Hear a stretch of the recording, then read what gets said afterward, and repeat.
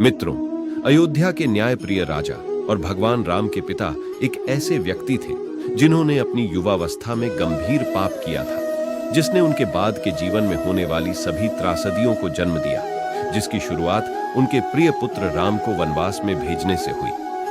रानी कैकेयी के आदेश पर यह कहानी दशरथ के अतीत की उस दर्दनाक घटना को उजागर करती है जिसने उनसे जुड़े सभी लोगों की किस्मत बदल दी।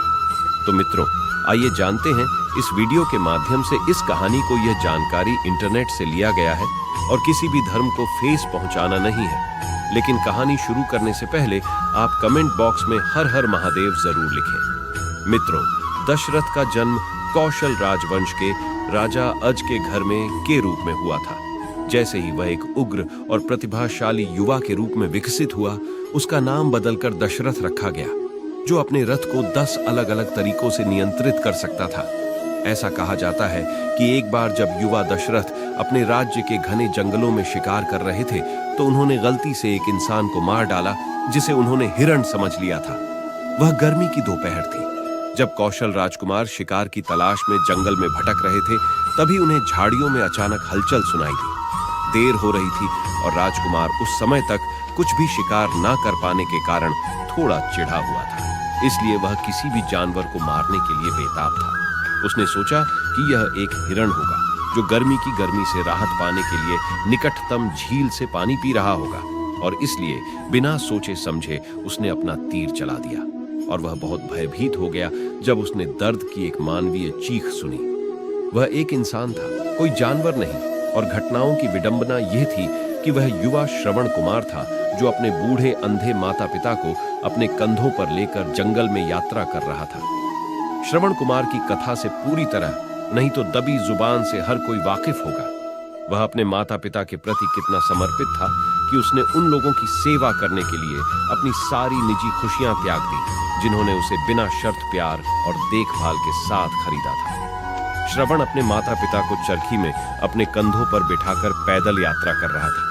कहने की जरूरत नहीं है, वह अपने बीमार माता पिता के लिए एकमात्र आशा थे, और उनकी मृत्यु का मतलब उनके लिए दुनिया का अंत था।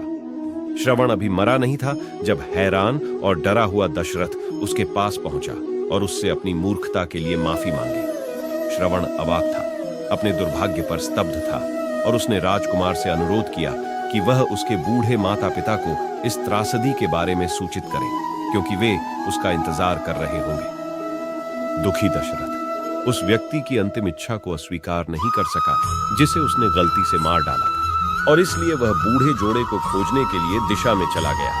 अपने बेटे की दुखद मौत की खबर पाकर अंधे दंपति छाती पीट पीट कर रोने लगे। उनको देखा और शोक में गुस्सा फूट पड़ा, और उन्होंने तुरंत राजकुमार को श्राप दिया कि उसे भी अपने बच्चे से अलग होने की अनंत पीड़ा का सामना करना पड़ेगा। जो उसकी आंखों का तारा होगा, उसके अस्तित्व के लिए अभिशाप होगा। और वास्तव में नेत्र ने उन सभी वर्षों के बाद अपना क्रूर कार्ड खेला, जब राजा दशरथ को अपने बेटे को उसके जन्म के अधिकार से वंचित करते हुए भेजने के लिए मजबूर होना पड़ा। यह अत्यंत पीड़ा रही होगी, एक पश्चातावे से पैदा हुई जिसे सुधारा नहीं जा सकता। जैसे मृत्यु सभी आशाओं का अंत है, जैसे श्रवण अपने माता पिता को अलविदा कहे बिना मर गया, वैसे ही दशरथ भी एक उदास अंधेरे कमरे में मर गया, जहां उसने अपनी मुख्य पत्नी कौशल्या के सामने अपने सभी पाप कबूल किए और फिर अपने नाम के साथ मर गया। तो दोस्तों, आपको ये वीडियो कैसा लगा, आप हमें कमेंट करके जरूर बताएं। तो चलिए मिलते हैं अगले वीडियो में, और अभी तक चैनल को आपने सब्सक्राइब नहीं किया है तो चैनल सब्सक्राइब करके बेल आइकन जरूर दबाएं।